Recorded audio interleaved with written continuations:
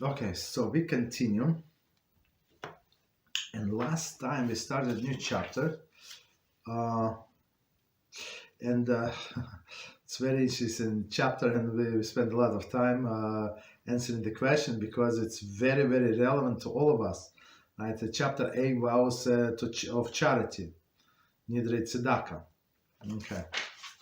So let's start with C, and says, one second. A was vowed tzedakah. B was always accept to give bli neder, without a vow. And C, avoid making vows altogether. Right? Now, as we established, one should avoid making vows. A vow to tzedakah is usually not an exception to the rule. Okay. So I mean, in general, so if you want to do it, just do it. That's it. Why should you make a vow, right? And tzedakah, of course, not an exception to the rule. Okay, continue. However, there are certain exceptions, as we will explain below. Okay, so again, as we said last time, if somebody needs to strengthen themselves, it's a different story, right? But okay, A, to inspire others. So, like exception to the rule, or not to make neder of tzedakah.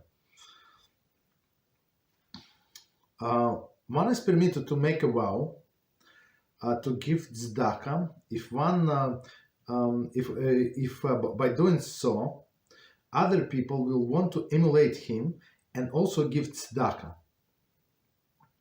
Okay. However, it is prohibited to publicly say that you intend to give tzedakah, to induce other person to do likewise when you have no intention actually giving. One has to make sure that he honors his commitment.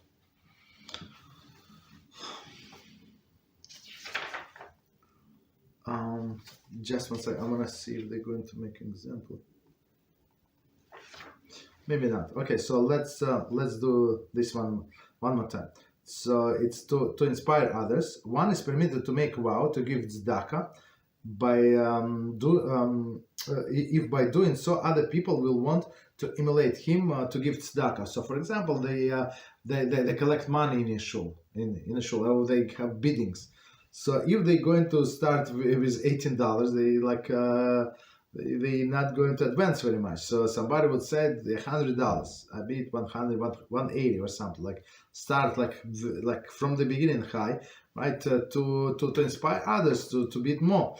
But this person must have like an intention. So even sometimes they want to push the price high so other people would pay. But in his mind, it must be if the guy stops, so I'm obligated to pay. It's not like he said, no, I was trying to push him and that's it. I'm not obligated. No, you have to pay. However, it is prohibited to publicly say that you intended to give tzedakah, right? Or just saying in general, right? We collect for something to induce other person to do. Likewise, when you have no intention actually giving, so you cannot say bli neder, meaning I'm not going to give. No. If you say and if other people were encouraged to give because of you, so you also must give, right? Whatever you promised, right? So one has to make sure that he honors his commitment. Okay, so it's on one hand it's like a promise. Right, so you raise your hand, so you said such and such amount from my family. So in one hand it is promise, right? So it's promise is a neder, right? Like everybody understands that you're going to give, but right? But if you say so, you must give. Okay, so it's exception when you are allowed to make a neder. B, time of danger or distress. When faced with a dangerous situation, for example, if one is very sick, one may make a vow to give sum of money to tzedakah in a merit which he should have a complete recovery. Similarly, right? So the person is sick. So I mean, everybody understands that when a person is sick, he or she ready to give everything. So especially when it's when it's start declining, right? The health start declining, or a person needs a surgery. So of course, and it's like a balance not very favorable, right? So you actually encouraged to make this promise of tzedakah, right? Similar, one who has a very sick relatives may make a vow to give the sum of money to tzedakah in the merit of which his relative should have a complete recovery, right? So it's very, very interesting, right? So of course you can say it on not say it only give on your own behalf, but also in on behalf of somebody else, right? And it's like promise. It's like very, very strong because you planning to fulfill it. Okay, so don't promise anything that you don't have. Right, whatever you have, only that you can promise. Okay, next one. So it's a second case when you are allowed to make another. Next one, encouraging oneself. One is permitted and even encouraged to make vows in order to improve oneself. Therefore, for example, one who oversleeps may make a vow to give a certain amount of money to tzedakah if he continues to wake up late. In this manner, he will be encouraged to improve his imperfections. So that's another thing, and we actually discussed it before. And I think it it helped me. I tell you, it helped me a lot to overcome whatever some character trait. So I said if I'm going to do this and this, I'm going to give. I don't know, huge tzedakah, for me, huge amount. I don't know, what was it? Maybe even $50 every time. So I mean, 2 times was enough for me, to stop it like a cold turkey, without any preparation. No, I can't. I got used to, because everybody understands money, right? And plus, it was not about money. If I would say no, it's going to go to the holy cause. Yeah, let it be even more. No, I said to myself, it's going to be go to the most despicable cause, like Hanukkah party in this local synagogue. You understand? So I said, I told myself, you going to be the one who's sponsoring the party. That's what you want. So it for me, it worked very, very well, and I encourage others also to do the same.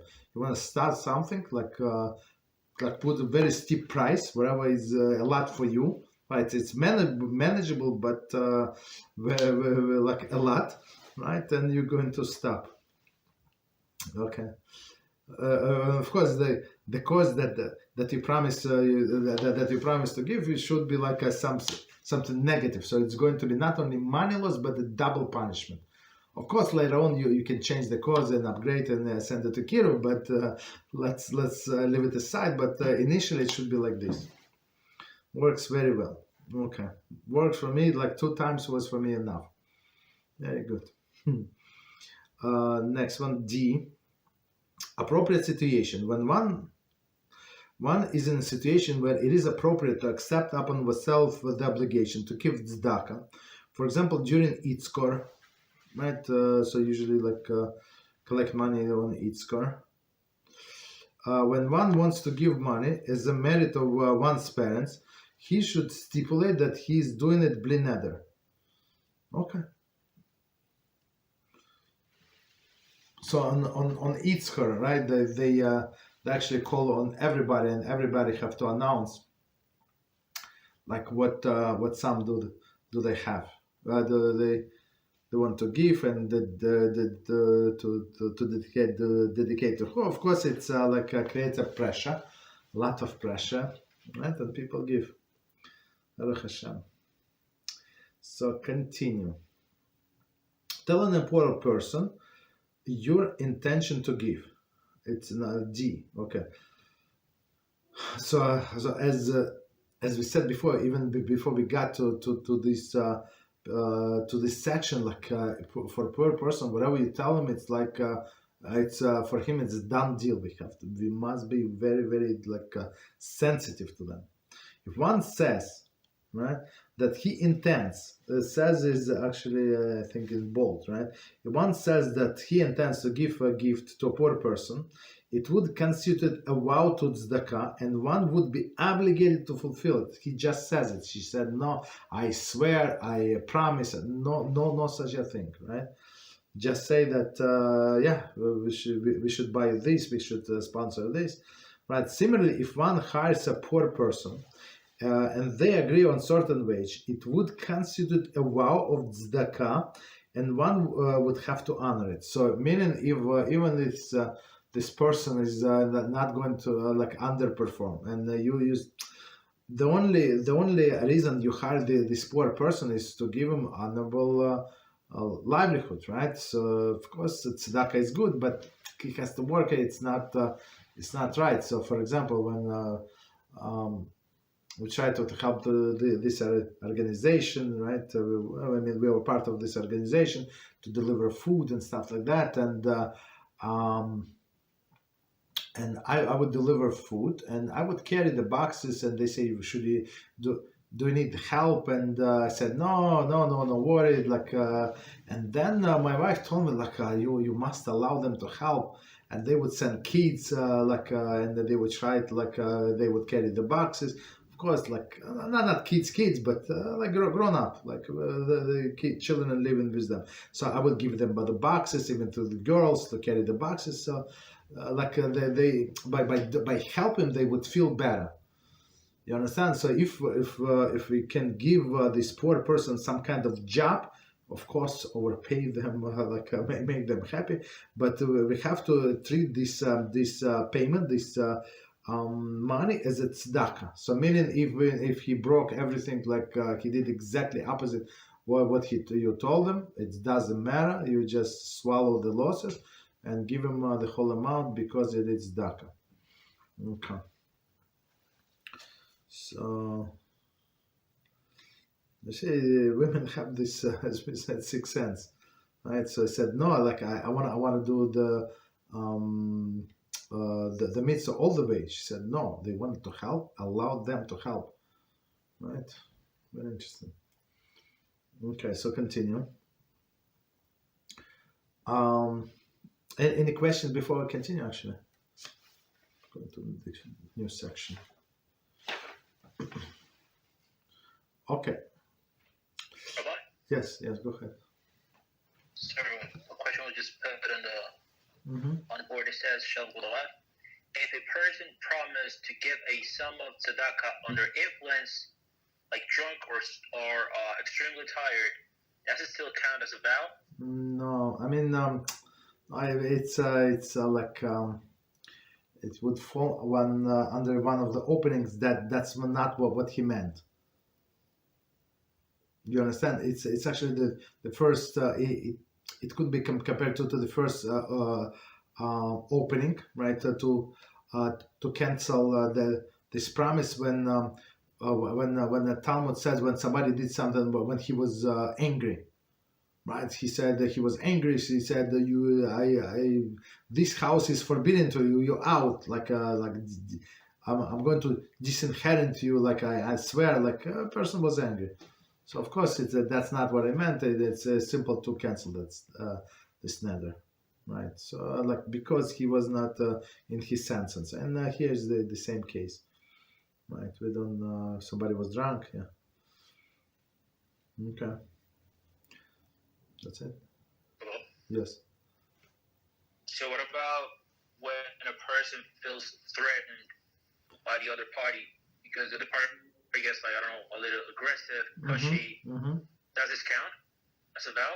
One does this no. It's also no. It does not count as a vow. And it's actually the discussion in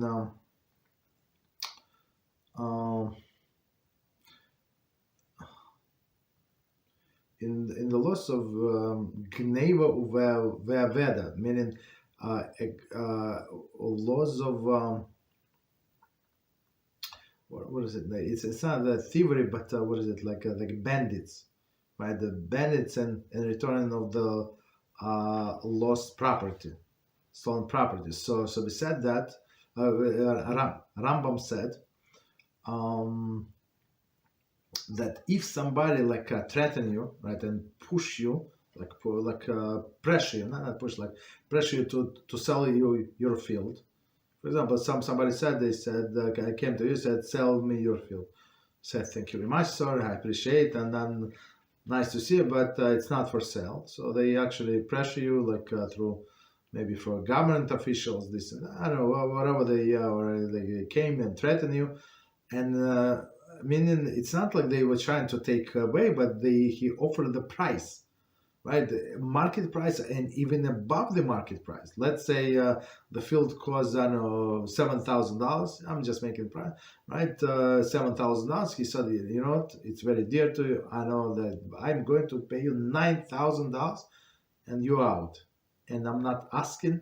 I'm telling you what to do.